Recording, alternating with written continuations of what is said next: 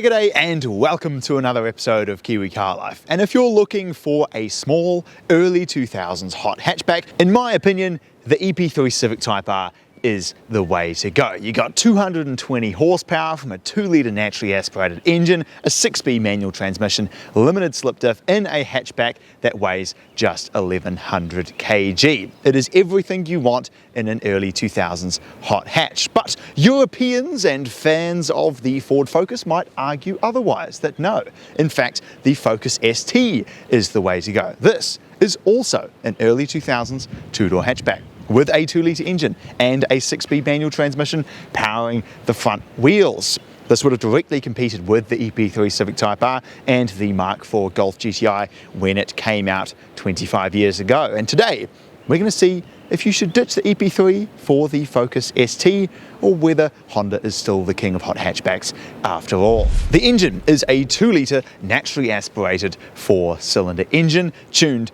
by Cosworth. From factory, the normal Focus that came with this engine only made about 130 or 140 horsepower, but for the ST model, Ford gave this engine to Cosworth and told them to turn it into a K20A killer. And well, they kind of did.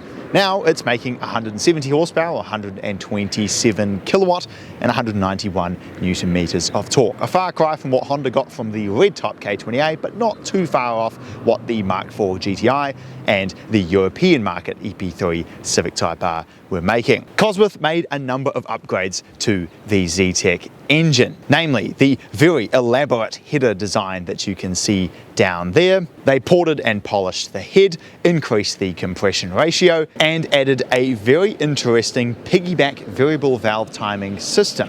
With a lot of cars that have variable valve timing, it's all controlled from the ECU itself. With this, it has a separate module which is just there to control the variable valve timing and the variable intake runners, because of course this engine didn't come with it from factory. In typical hot hatch fashion, it powers the front wheels through a 6-speed manual transmission built by Getrag. Cosworth also reworked the brakes on this car. It has some massive 300mm front brakes, and of course they redid all of the suspension as well. The upgrades continue on the interior here as well. You'll notice that this one has a sunroof. It has a new steering wheel with some nice big 10 and 2 grips up here. It's got new gauges with a little ST logo in them and a 7200 RPM red line. It also has an oil pressure and oil temperature gauge up there, which is very useful if you plan to take this on track. And of course, compared with all of the normal Focuses that had a 5-speed, this has a 6-speed Getrag manual transmission that feels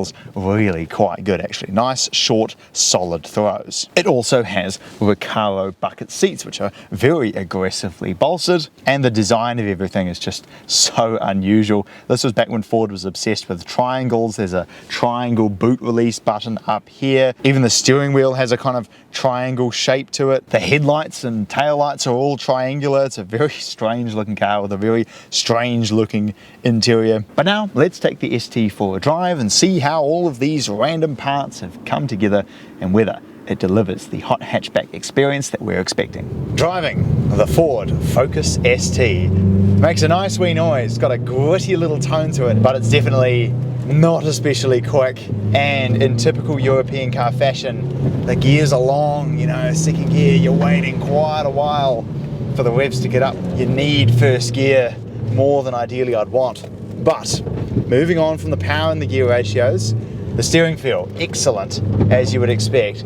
Not particularly fast steering, but it's fast enough where you have, down to first, a reasonable ability to get through these corners without having to apply too much steering input. It's too bad that they couldn't get a little bit more power out of it. I know they were probably capable of doing it, but I think they just didn't because they didn't want the ST to steal sales from the turbocharged RS. But nonetheless, it's still a really, really fun car to drive. And I guess what I like about it too is that unlike an EP3, which is a very raw car, this is actually quite comfortable. But then, you know, when you want to, put your foot down, and it's got the power there. It's unmistakably a hot hatch, but it's just dialed back a little bit and designed to be that little bit more usable day to day, which I really like. The gearbox feels really good. Reasonably short throws, a really solid thunk between each gear. Getrag's done a great job with this transmission, and the throttle response is excellent too. If you want to go down a gear, bang, the engine just responds really quick. It's great. And yeah, the power is definitely there, man. It's a bit of a screamer of an engine, eh? Listen to this.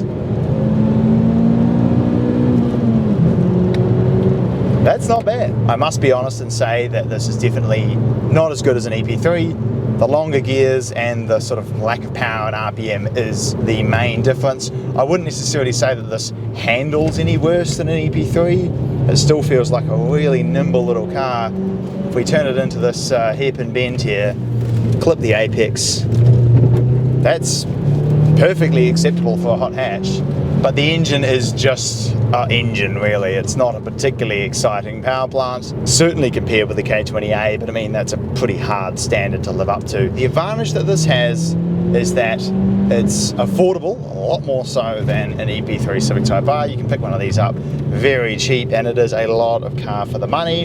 And the things it does really well is it handles great, it's got brilliant steering feel, great feeling transmission, really good brakes. All of these sort of handling and feedback elements of the car are excellent. The engine responds immediately as soon as you put your foot down. Brakes are strong, clutch is easy to modulate, the gearbox feels nice. It's a well and truly connected car to drive. But compared with the EP3, the engine is just... it's just an engine. And I know Cosworth has done a whole lot of stuff to it to make it more exciting, and I'm sure it's a lot better than the 2-litre engine on which it's based. But 130 odd kilowatt is not particularly hard to make from a 2-litre engine. You know, Subaru's done it easily in their NA flat 4s, Honda's done it easily in even their non-Type R 4-cylinder engines. And then the other thing is that it's got a 6-speed gearbox, which is great, but I feel like the reason why they gave it a 6th gear is not so that they could shorten all the gears, it's just so that it could have a longer final drive. An EP3, for instance, gets to 8,500 RPM at 90.